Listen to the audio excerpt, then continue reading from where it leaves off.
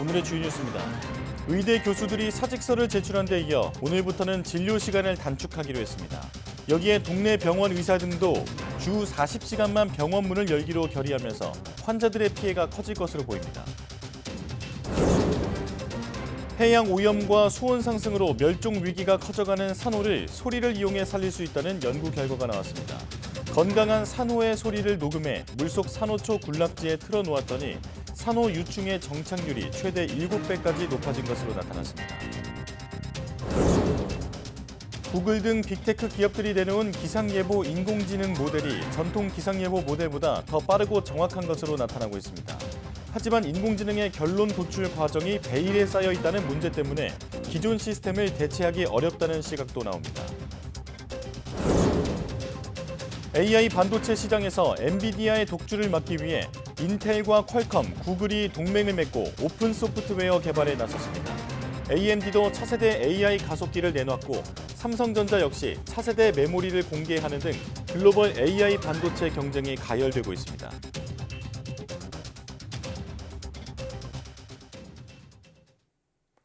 여러분 안녕하십니까? 4월 1일 사이언스 투데이입니다. 의대 증원에 반대하는 의대 교수들이 오늘부터 진료를 축소할 예정인 가운데 의사협회가 동네 의사들의 진료 단축도 추진하겠다고 선언했습니다. 7주째로 접어드는 의료 공백 사태가 갈수록 심해지는 양상인데 정부는 3차 비상진료 대책을 마련하고 있습니다. 김평정 기자입니다. 의대 교수들의 진료 축소가 본격화할 예정인 가운데 의사협회도 행동에 가세했습니다. 의협 비대위는 동네에서 병의원을 운영하는 개원의사들의 진료 축소를 추진하기로 했습니다. 주 40시간만 진료를 하겠다는 건데 야간과 휴일 진료를 하지 않는 방향이 될 것으로 보입니다. 주 40시간 진료를 시작을 하는 것으로 이렇게 저희가 오늘 결론을 내렸습니다. 주 40시간을 지키는 방향으로 개원과도 움직일 거다 말씀을 좀 드리겠습니다. 의협은 이 같은 방침을 회원 의사들에게 전달해 자발적으로 진료 단축에 나서도록 할 방침입니다. 하지만 자영업자나 다름없는 개원의의 경우 진료를 축소할 경우 당장 병원 운영에 차질이 빚어지는 만큼 얼마나 동참할지는 미지수입니다. 실제로 지난 2020년 의사 집단행동 당시에도 개원의 참여율은 6에서 8%에 그쳤습니다. 대학병원 교수들은 예고한 대로 주 52시간 근무 수준으로 진료 축소에 들어갑니다. 수술이 줄고 외래 진료는 최소한으로 축소할 계획입니다. 정부는 교수들의 진료 축소 방침에 유감이라면서 대학병원 진료 축소에 대응해 3차 비상진료 대책을 마련하겠다고 밝혔습니다. 응급 중증 환자의 진료 차질을 최소화하기 위해 응급실과 중환자실 운영 상황을 보다 면밀하게 점검하겠다고 강조했습니다. 정부는 의대 정원 확대에 대한 후속 절차의 속도를 내는 한편 의료계의 대화에 나서달라고 호소하고 있습니다. 정부가 내미는 대화에 손을 잡고 건설적인 대화로 우리 국민들을 좀 더 불안하게 하지 않는 그러한 사태의 진전을 좀 이루기를 다시 한번 호소드립니다. 하지만 2,000명 증원 규모 재검토를 두고 힘겨루기가 이어지는 상황에서 진료 축소에 속도를 내는 모습이어서 대화 창구가 열리기는 갈수록 어려워지고 있습니다. YTN 김평정입니다. 의사들의 집단 행동으로 진료 차질이 장기화하면서 병원들도 잇따라 병동을 폐쇄하는 등 경영난에 내몰리고 있습니다. 명예퇴직 압박까지 받고 있다는 병원 직원들의 호소가 이어지고 있는데 병원에 남은 인력도 환자도 갈수록 고통이 커지는 모습입니다. 조용선 기자입니다. 의료 공백 사태가 한 달을 훌쩍 넘긴 데다 교수들의 진료 시간까지 줄면서 진료 차질이 커지고 있습니다.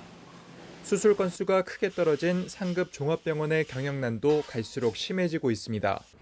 서울대 병원이 마이너스 통장 한도를 1,000억 원으로 늘린 것을 비롯해 서울의 빅5 병원들은 병동 10%에서 16% 정도를 폐쇄하고 인력도 재배치했습니다. 병원마다 하루 수억 원에서 수십억 원씩 매출이 떨어지고 있는데 상황이 길어지면 반토막 날 가능성도 점쳐집니다. 전공의가 사직을 신청한 뒤로는 의료 수익이 평소보다 크게 떨어진 걸로 알고 있어요. 그래서 장기화되면은 좀 절반까지도 수익이 감소할 수 있지 않을까 좀 우려되는 상황입니다. 경영이 악화하자 무급 휴가 압박에 내몰리는 병원 직원과 일부 간호사들도 증가하는 것으로 전해졌습니다.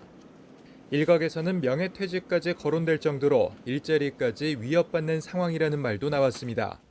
급수가 높은 간호직이라던가 의료기사는 급여가 많다 보니까 병원 입장에서 이참에 경영상 좀 부담을 느끼니까 명예퇴직을 한번 건의해보는 게 어떨까 하는 얘기를. 무엇보다 병원마다 비상경영 체제에 접어들면서 진료 기회가 줄어드는 환자와 가족들은 갈수록 애가 타고 있습니다. 중증 환자단체 연합회는 생명이 걸린 환자 입장에서 의사를 이해해달라는 의견을 받아들일 수 없다며 의대 교수가 병원을 나가면 환자 죽음을 방조하는 일이라고 비판했습니다. 의료 공백 사태가 장기화하는 가운데 해결의 실마리조차 보이지 않는 상황. 병원과 의료진 그리고 몸과 마음이 아픈 환자들까지 사회가 감당해낼 고통의 수치는 그만큼 커지고 있습니다. YTN 조용성입니다. 날씨가 건조해지면서 전국에 산불, 들불주의보가 발효 중입니다. 작은 불씨가 큰 불로 이어질 수 있어 어느 때보다 주의가 필요한데요. 담뱃불 화재 실험 현장을 고재형 기자가 다녀왔습니다. 시뻘건 불길이 온 산을 집어삼킵니다. 지난 2022년 3월 발생한 울진 삼척 산불은 9일 동안 이어지며 산림 16,000여 헥타르를 잿더미로 만들었습니다. 국내에서 역대 두 번째로 큰 규모의 피해를 낸 이 산불의 원인으로 추정되는 건 담뱃불. 길가에서 발화했기 때문에 담뱃불 실화나 기타 불씨가 불씨로 인해서 실화가 된 것으로 추정이 됩니다. 담뱃불 같은 작은 불씨가 얼마나 위험한지 실험을 통해 확인해봤습니다. 바짝 마른 풀과 나뭇가지를 모은 자리에 담뱃불을 놓습니다. 담뱃불은 불 붙인 뒤 가만히 둬도 중심 온도가 700도 이상 될 정도로 뜨거운 열을 지니고 있습니다. 실험 30여 분 만에 담뱃불 주변이 검게 변하며 연기가 피어오르고 얼마 지나지 않아 시뻘건 불길이 솟아오릅니다. 시간이 지나 불길이 사그라들지만 안심할 수 없습니다. 불이 다 꺼진 것처럼 보이지만 지금도 온도가 최고 700도에 이릅니다. 이 상황에서 종이 같은 가연물이 놓이면 불이 되살아납니다. 특히 바람이 불어 불티가 날리면 주변으로 불이 옮겨 붙을 수 있습니다. 담뱃불 같은 작은 불씨가 가장 위험한 계절은 봄과 가을철입니다. 20도에서 22도가 가장 화재가 발생할 수 있는 온도고요. 바람은 1.5m/s에서 3m/s가 가장 화재가 발생할 수 있는 바람의 속도입니다. 요즘 봄철, 가을철에 화재가 가장 많이 발생할 수 있는 조건이라고 봤습니다. 화재 건수를 보더라도 다른 계절에 비해 봄철에 가장 많은 산불이 납니다. 지난 10년 동안 일어난 산불 5,600여 건 가운데 담뱃불로 인한 산불은 335건, 축구장 2,400여 개 면적에 해당하는 산림 1,700여 헥타르를 잿더미로 만들었습니다. YTN 고재영입니다. 숲의 나무 밀도를 낮추는 숲 가꾸기가 대형 산불 피해를 줄이는 데 효과가 있다는 것은 이미 알려진 사실입니다. 하지만 실제로 실험을 해볼 수는 없어 얼마나 효과가 있는지는 알기 어려웠는데요. 국내 연구진이 디지털 기술을 이용해 숲 가꾸기가 산불 피해를 절반으로 줄인다는 연구 결과를 내놨습니다. 정혜윤 기자입니다.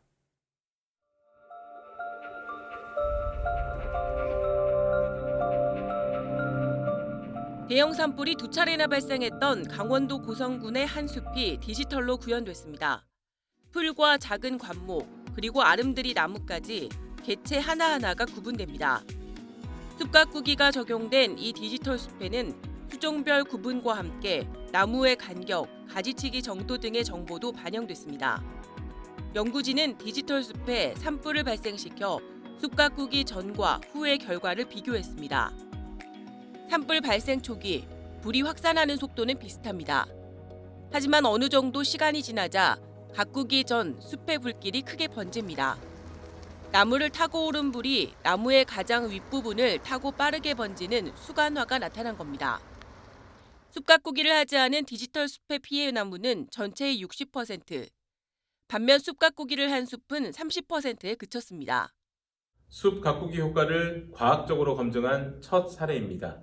숲 가꾸기를 하면 하지 않는 숲에 비해 피해를 절반 정도 줄일 수 있다는 결과를 얻었습니다. 연구진은 디지털 숲을 이용해 나무의 간격, 수종 등 조건을 바꿔가며 산불에 가장 강한 최적의 숲 가꾸기 기법을 찾을 계획입니다. YTN 정혜윤입니다. 경북 울진은 국내 최대 금강 소나무 서식지입니다. 그런데 지난달 폭설이 쏟아지면서 소나무 260여 그루가 뿌리채 뽑혀 쓰러졌는데요.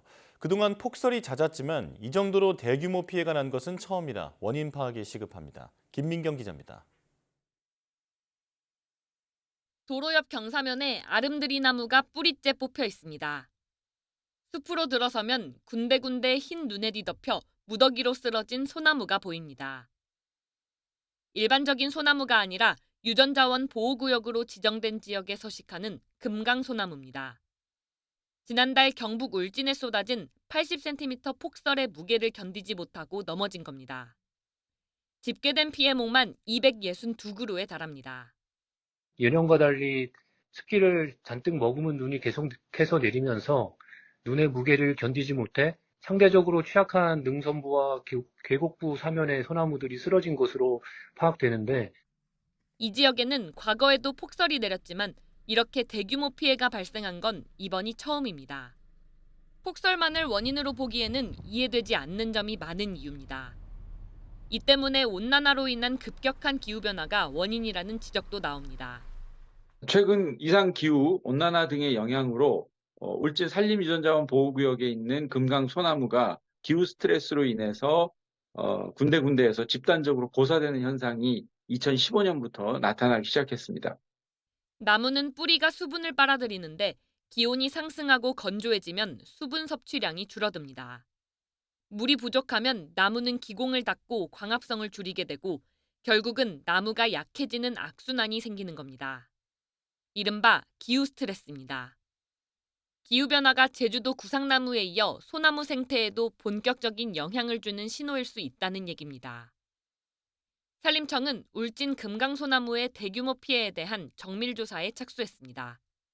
YTN 김민경입니다. 기후변화로 열파가 더 느리게 이동해 더 오래 지속된다는 연구 결과가 나왔다고 AP, AFP 통신 등이 전했습니다. 국제학술지 사이언스 어드밴시스에 지난달 29일 발표된 연구에 따르면 1979년 이래 전 세계적으로 열파가 20% 더 느리게 이동하고 67% 더 자주 일어나고 있습니다. 이는 더 많은 사람이 더위에 더 오래 노출된다는 의미입니다.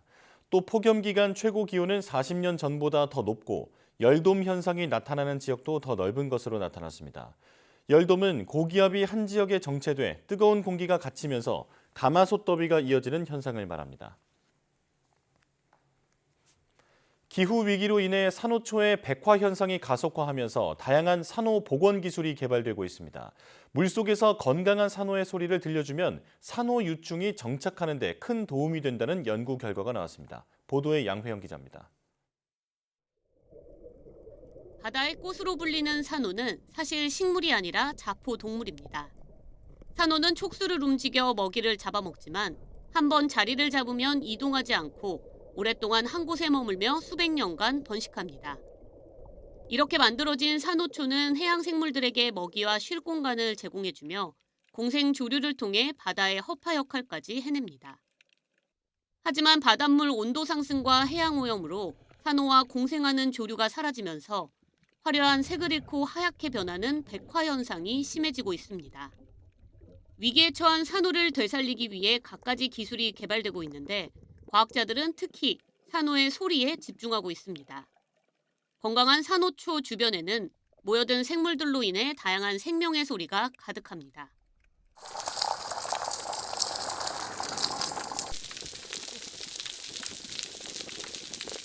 하지만 백화 현상이 일어난 산호초에는 해양 생물들이 떠나 고요해져 바닷속을 떠다니던 산호 유충들이 정착하지 않게 돼 점점 더 황폐해집니다. 그래서 미국 우주올 해양생물학연구소가 건강한 산호 소리를 녹음한 뒤 수중 스피커를 통해 산호 유충의 정착을 돕는 실험을 진행했습니다. 산호초 군락지 3곳에 정착한 유충을 모을 수 있는 컵을 설치한 뒤 한 곳에만 수중 스피커를 설치해 건강한 산호의 소리를 들려줬습니다. 그 결과 수중 스피커를 설치한 곳에서 정착한 산호 유충이 다른 두 곳보다 평균 2배 가까이, 최대 7배 더 많았습니다. 스피커에서 5m 떨어진 위치에서의 정착률이 가장 높았는데 스피커에서 가장 멀리 떨어진 30m 위치에서도 스피커가 없는 두 곳보다 더 많은 산호 유충이 정착했습니다.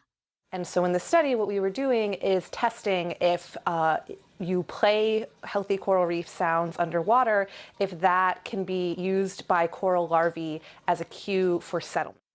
해양 생물종의 4분의 1이 산호초에 서식할 정도로 산호초는 지구상에서 가장 생물학적 다양성이 높은 곳입니다. 하지만 지구온난화와 환경오염으로 2050년이면 산호가 모두 사라질 수 있다는 암울한 예견이 나온 상황입니다. 이번 연구 결과가 산호의 멸종이라는 최악의 시나리오를 막는 데 도움이 될 것으로 기대됩니다. YTN 사이언스 양우영입니다. 경북 울진에 있는 한울 원전 6호기가 오늘 새벽 3시 20분쯤 자동 정지했다고 원자력안전위원회가 밝혔습니다. 한울 6호기는 증기 발생기 수위가 낮아지면서 자동 정지한 것으로 확인됐으며 원안위는 이런 사실을 한국수력원자력업으로부터 보고받았다고 전했습니다. 현재 한울 6호기는 안정 상태를 유지하고 있으며 방사선 감시기 이상 경보나 방사선 외부 유출은 없는 것으로 나타났습니다. 원안위는 한국원자력안전기술원 전문가로 구성된 조사단을 현장에 파견해 구체적인 정지 원인을 파악할 예정이라고 설명했습니다.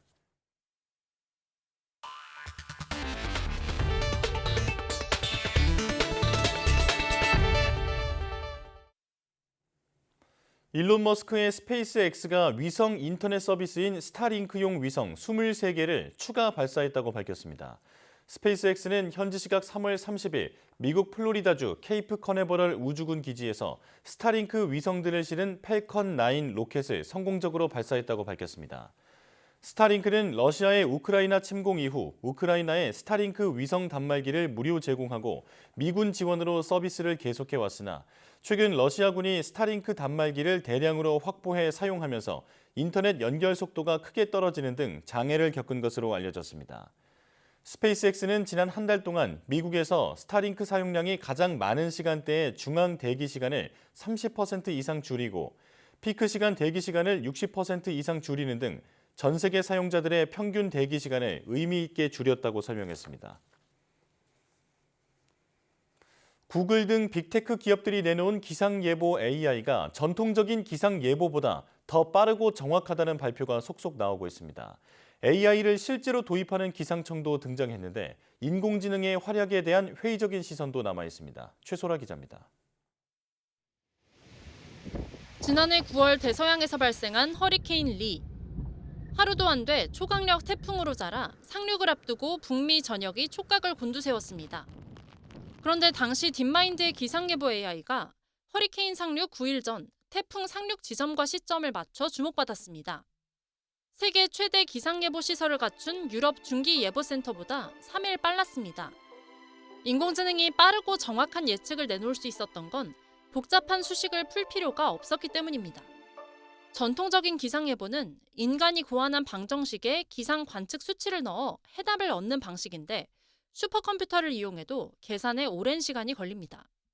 하지만 인공지능은 40년치 기상 자료를 바탕으로 날씨 패턴을 학습했기 때문에 수식이 다루지 못하는 변수의 영향까지 반영할 수 있고 1분도 안 돼 10일치 기상을 예측해냅니다. 엔비디아도 자체 개발한 기상예보 AI가 1초도 안 돼 7일치 예보를 내놓을 수 있다며 전통 방식보다 10만 배 이상 빠르고 에너지도 수천 배 절감된다고 밝혔습니다. 중국 선전시 기상청은 이미 중국 화웨이의 기상예보 AI를 도입했는데 실제 기상청 결과보다 더 정확했다고 밝혔습니다.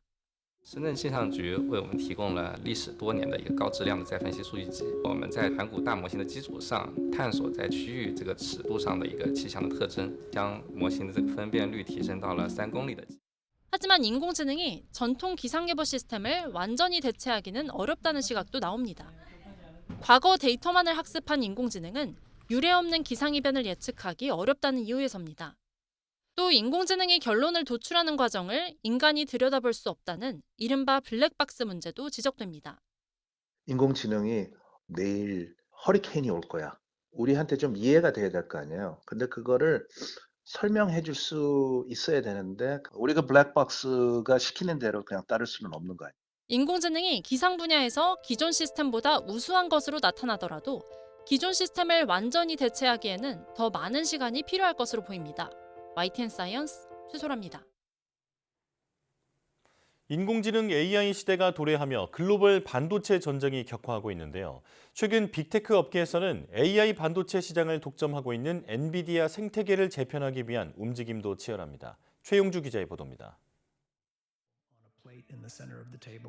사람과 대화를 주고받고 스스로 학습하고 판단하는 AI 휴머노이드 로봇. Can I have something to eat? Sure thing. I gave you the apple because it's the only edible item I could provide you with from the table. 점점 진화하는 휴머노이드 로봇의 성능을 좌우하는 건 바로 AI 반도체입니다. 이 시장을 80% 이상 점유하고 있는 엔비디아는 최근 차세대 AI 칩 블랙웰 B200을 공개하며 사실상 독점을 예고했습니다. Blackwell is not a chip. Blackwell is the name of a platform. People think we make GPUs, and we do, but GPUs don't look the way they used to. 엔비디아가 AI 반도체 시장을 독점한 배경은 그래픽 처리 장치, GPU뿐만 아니라 AI 개발 소프트웨어인 후다 덕분입니다. 후다로 만든 플랫폼은 엔비디아의 GPU에서만 돌아가기 때문에 엔비디아 반도체는 한 개에 수천만 원 정도로 이제 부르는 게 값입니다. 이 같은 엔비디아의 독주를 막기 위해 인텔과 퀄컴, 구글은 동맹을 맺고 오픈 소프트웨어 개발을 위한 공동 전선을 구축했습니다. 경쟁 업체인 AMD도 지난해 말 차세대 AI 가속기를 내놓으며 도전에 나섰고 오픈 AI도 반도체 생태계 구축을 위해 7조 달러를 투자하기로 했습니다. AI is truly the most important megatrend for the future of tech. And at its simplest, AI leverages the power of high-performance computing to analyze and interpret massive amounts of data to uncover patterns and make predictions on future outcomes. 한때 반도체 선두주자였던 삼성 역시 CXL 기반 차세대 메모리를 공개하며 글로벌 AI 반도체 경쟁에 가세했습니다. 향후 5년 내 인간을 넘어서는 범용 인공지능, AGI 시대가 도래할 것으로 전망되는 가운데 3단 산업의 쌀이라고 불리는 AI 반도체를 둘러싼 경쟁도 한층 가열되고 있습니다. YTN 최영주입니다. 미국 하원이 데이터 보안을 이유로 의회 직원들의 마이크로소프트 AI 챗봇 코파일럿 사용을 금지했습니다. 미국 매체 악시오스에 따르면 미 하원 측은 코파일럿에 대해 하원에서 사용할 수 없는 앱이라며 코파일럿 앱이 하원에서 승인하지 않은 데이터를 유출할 수 있는 것으로 판단했다고 밝혔습니다. 이어 코파일럿은 하원의 모든 마이크로소프트 윈도우 디바이스에서 제거되고 차단될 것이라고 설명했습니다.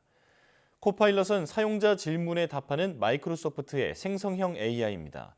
미 하원의 방침에 대해 마이크로소프트 측은 정부가 더 높은 보안 요구사항을 갖고 있다는 점을 알고 있다며 올해 말 연방정부의 보안 규정을 충족하는 AI 로드맵을 제공할 것이라고 밝혔습니다.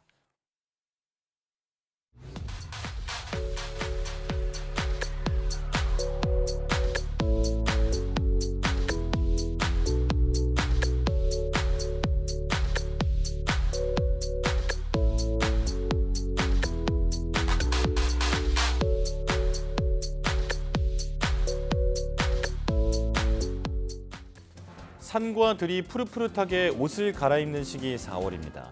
그래서 4월은 나무 심기 좋은 달이라고 하죠. 산림청이 4월 말까지 56만 그루의 묘목을 무료로 나눠주는 행사를 진행하고 있습니다. 전국 102개의 장소에서 받으실 수 있는데요. 지역별 행사 장소는 산림청 홈페이지에서 확인하실 수 있습니다. 뉴스 마칩니다. 고맙습니다.